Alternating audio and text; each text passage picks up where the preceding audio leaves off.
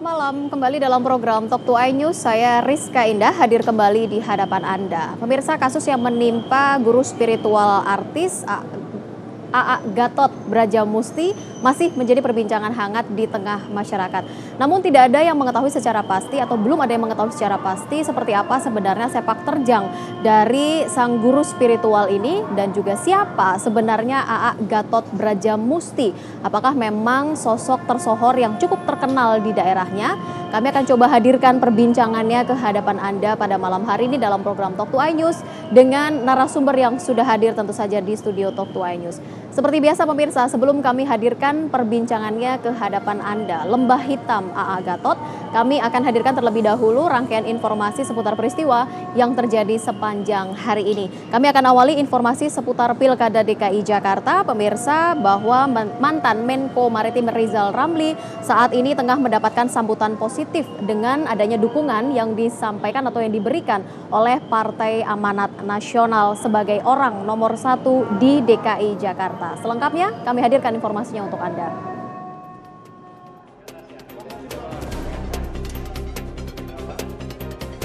Sebagai bentuk silaturahmi sekaligus deklarasi dukungan yang diberikan Partai Amanat Nasional, mantan Menko Maritim Kabinet Kerja Rizal Ramli Selasa siang sambangi kantor Ketua Dewan Perwakilan Wilayah Partai Amanat Nasional di Kalimalang, Jakarta Timur.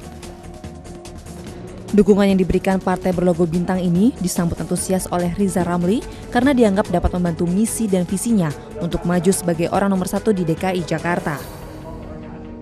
Cari kerja susah, kena macet, habis itu dimarahin terus sama pejabat. Jadi harus diubah supaya Jakarta itu asik. Nah, saya datang ke sini, ketemu Mas Eko, orangnya juga asik, jadi pas itu. Slogan kita bikin Jakarta asik, ketemu Eko yang orangnya juga asik. Sosok Rizal Ramli yang sudah berpengalaman di pemerintahan dan politik dianggap ideal untuk ikut berkompetisi di Pilkada Jakarta. Tokoh yang berani, ya kan, pro rakyat. Ketiga, bisa menyelesaikan masalah secepatnya. Dan yang keempat, saya bilang tunnya di media manapun juga selama dia bertugas dan sebagainya selalu positif. Yang kelima, tidak pernah merugikan rakyat kecil. Tidak pernah membuat nangis rakyat kecil. Yang keenam, bisa ngepret ayam sayur. Dengan dukungan yang diberikan PAN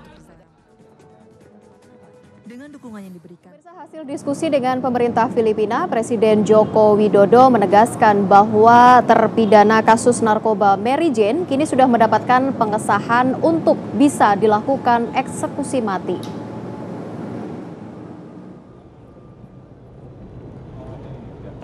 Selain membahas kerjasama bilateral antara Indonesia dan Filipina, Presiden Joko Widodo juga mendiskusikan mengenai eksekusi hukuman mati terpidana narkoba Mary Jane. Presiden Filipina, Rodrigo Duterte, secara prinsip mempersilahkan penegakan hukum di Indonesia untuk dilakukan sesuai dengan hasil pengadilan. Ya, Presiden Duterte kan menyampaikan bahwa silahkan diproses sesuai hukum yang ada di Indonesia, ya kan? Ya, sudah. Artinya kan sudah jelas seperti yang saya sampaikan kemarin. Tetapi kita ini juga melihat bahwa kita juga sangat menghormati proses yang ada di Filipina. Sekarang masih ada proses di sana. Jadi saya melihat konsistensi pemberantasan narkoba ini betul-betul sangat tinggi. Selain mengapresiasi langkah pemerintah Filipina untuk menghormati penegakan hukum di Indonesia, Jokowi juga menganggap keputusan tersebut menunjukkan konsistensi Presiden Filipina dalam memberantas peredaran narkoba. Sebelumnya, Mary Jane ditangkap di Bandara Adi Sucipto, Yogyakarta karena membawa 2,6 kg heroin pada April 2010. Pada Oktober 2010, Mary Jane divonis mati oleh Majelis Hakim Pengadilan Negeri Sleman, Yogyakarta. Namun pada tanggal 29 April 2015 tidak jadi dieksekusi karena permintaan Presiden Filipina saat itu Benigno Aquino. Seiring perkembangan tersangka perekrut Mary Jane, Maria Cristina telah menyerahkan diri di Filipina dan mengaku Mary Jane hanya sebagai kurir narkoba. Dari Jakarta, Ratu Bianca dan Iqbal Junior, MNC Media, memberitakan.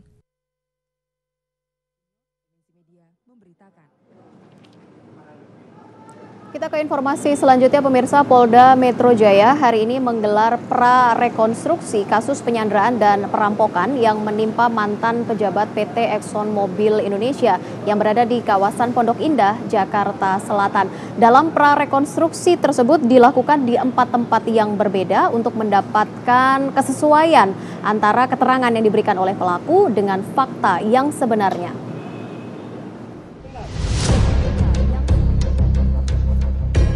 Polda Metro Jaya menggelar pra-rekonstruksi kasus perampokan dan penyanderaan yang dilakukan di rumah mantan pejabat PT Exxon Mobil Indonesia, Asep Sulaiman di Pondok Indah.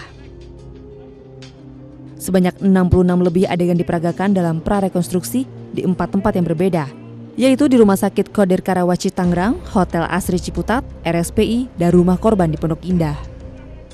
Dalam rekonstruksi yang dilakukan di RSPI, terungkap bahwa sebelum melancarkan aksinya, tersangka AJS sempat turun dari mobil untuk mengawasi situasi di sekitar rumah korban.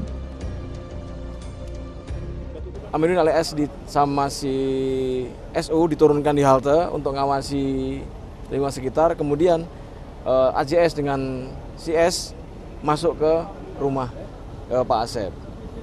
Nah, selanjutnya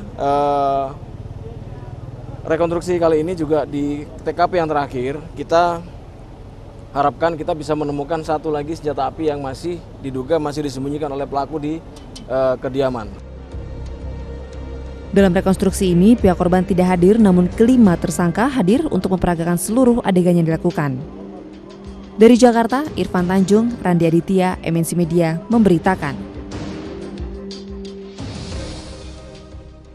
Lalu seperti apa hasil dari prarekonstruksi yang dilakukan oleh pihak Polda Metro Jaya? Kami ajak Anda untuk menuju ke kawasan Pondok Indah, Jakarta Selatan. Sudah ada rekan Wahyu Seto Aji di sana akan melaporkannya untuk Anda. Seto, apakah prarekonstruksi masih digelar hingga saat ini? Dan kalau sudah selesai, apa hasilnya?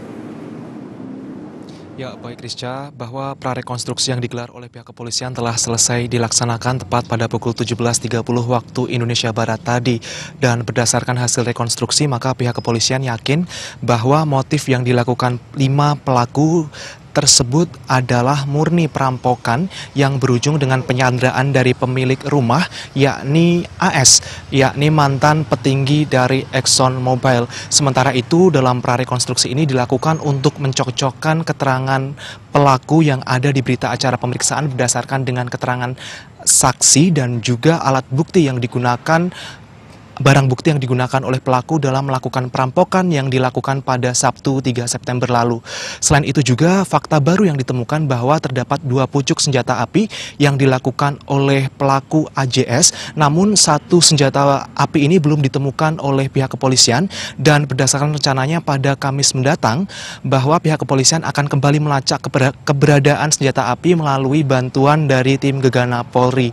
Sementara itu, dalam rekonstruksi tadi sempat dilakukan beberapa reka adegan, tepatnya 150 reka adegan dari 4 lokasi, namun khususnya yang ada tepat saat ini tempat saya melaporkan, yakni di depan dari kediaman korban, yakni AS, terdapat lebih dari 30 reka adegan yang dilakukan oleh pelaku saat mereka menyambangi rumah AS untuk melakukan perampokan. Sementara itu, Rizka, kami juga tadi sempat mengkonfirmasi kepada kuasa hukum pelaku AJS, yakni Bambang Sunaryo, bahwa pihaknya membantah jika AJS melakukan perampokan di rumah korban, yakni AS, karena menurut keterangan dari AJS saat melakukan prarekonstruksi tadi, dirinya datang ke rumah AS dengan tujuan menyelesaikan permasalahan pribadi atau lebih tepatnya urusan privasi. Untuk sementara demikian, Rizka.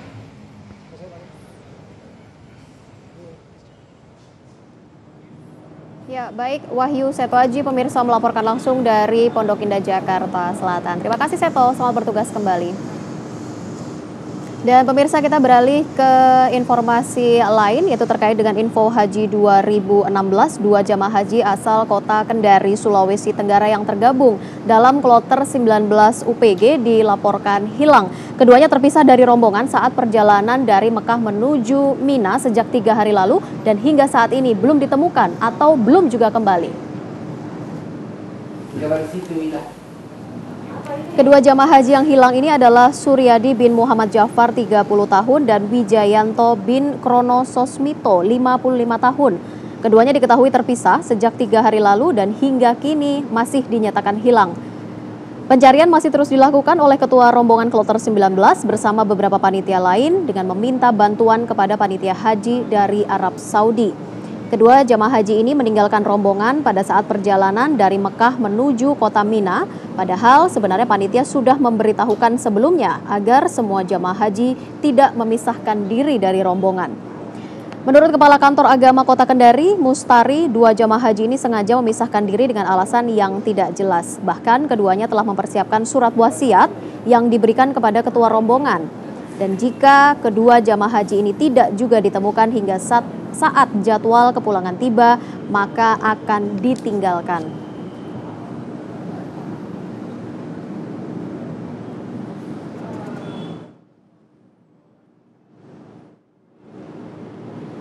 Pemirsa, seluruh jamaah haji yang telah melempar jumroh bergerak dari Mina menuju Masjidil Haram yang berada di kota Mekah. Mereka pun harus berjalan sekitar 6 km di bawah terik matahari.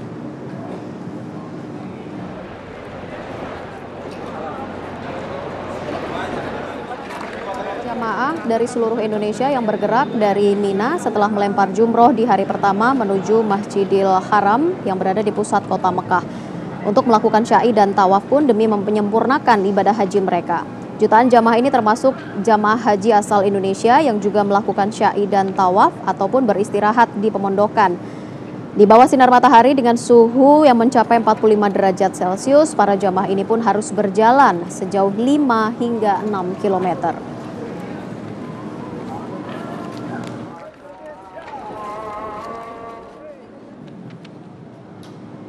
Dan selanjutnya pemirsa, suasana di Mina saat ini masih dipadati oleh jamaah haji dari seluruh penjuru dunia. Dan tim liputan kami dari MNC Media pun berkesempatan untuk melakukan ritual lempar jumroh bersama dengan rombongan Menteri Agama Lukman Hakim Syaifuddin. Dan Amirul Hajj pun juga menjelaskan berbagai tahapan pelaksanaan haji yang memang biasa dilakukan oleh jamaah haji.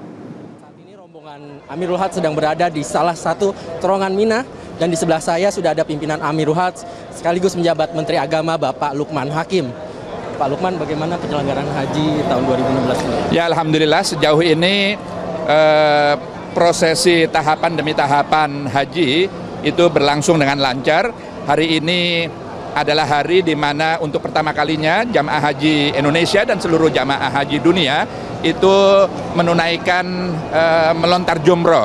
Jadi setelah semalam mereka meninggalkan Arafah, lalu kemudian mabit di Musdalifah, maka menjelang subuh tadi secara bertahap jamaah menuju Mina sampai dengan saat ini. Jadi seluruh jamaah haji Indonesia sekarang sudah berada di Mina dan sejak tadi siang secara bertahap mereka menuju Jamarot untuk melontar jumroh. Terima kasih Pak Menteri. Baik. Ya, demikian penjelasan dari Pak Menteri dan pesan dari Pak Menteri adalah jamaah dari Indonesia agar mematuhi jadwal lontar yang telah ditetapkan antara pemerintah Saudi dan pemerintah Indonesia. Dari Mina, Priandano Kusumo dan Pungki Linggar melaporkan. Kita ke berita lain pemirsa, penyanyi Reza Artamevia memilih bungkam saat berada di kota Mataram, Nusa Tenggara Barat untuk menjalani pemeriksaan yang dilakukan oleh Polda NTB. Dan tentu saja pemeriksaan ini adalah kaitannya dengan dugaan pemerkosaan terhadap 7 orang wanita di bawah umur yang dilakukan oleh Gatot Bradjamustri. Dan pemeriksaan kami ralat yaitu adalah dilakukan di kantor BNNPT Nusa Tenggara Barat siang tadi.